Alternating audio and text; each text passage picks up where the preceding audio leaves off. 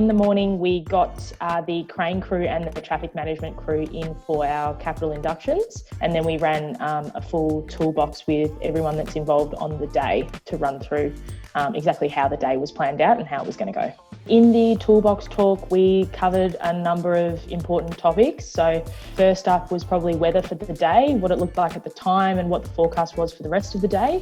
And then we went into things like the actual sequence. So anything from the direction of where the trucks were going to be pulling in to the different sections of the crane, how they were going to be lifted. We also went over the other trades that were going to be working with us on site, the interface with them. A lot to do with the traffic management, how we were going to be catering for pedestrians in the area. Emergency evac point, if there was a time during the day that we did need to evacuate, we went through that. And also the exclusion zones. So on the day, the whole site was an exclusion zone. And when people had to be down in the hole for where the crane base was, it was just a matter of controlling that.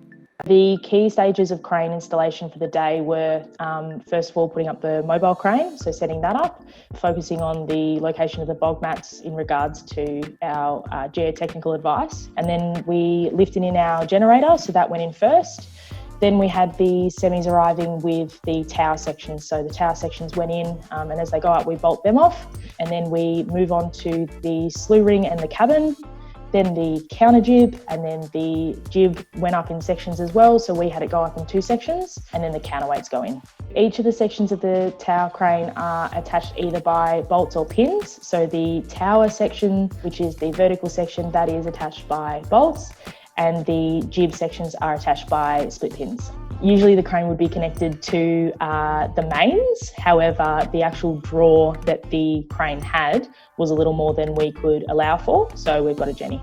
Some of the more complex stages of this crane erection were taking into account the neighbouring buildings. So we didn't do any of the erection over the airspace of neighbouring buildings, so it was a matter of navigating that.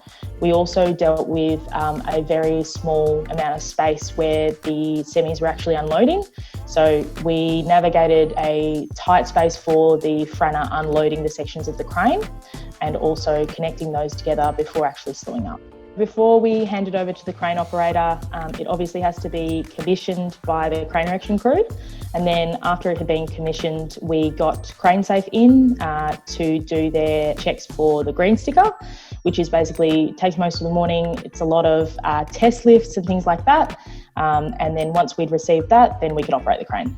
I think I'm just proud to see it actually up. Like it's nice seeing it from a distance. So once it's actually gone up and it's more of a tangible thing, I think that was my proudest moment of actually seeing all the hard work come to life.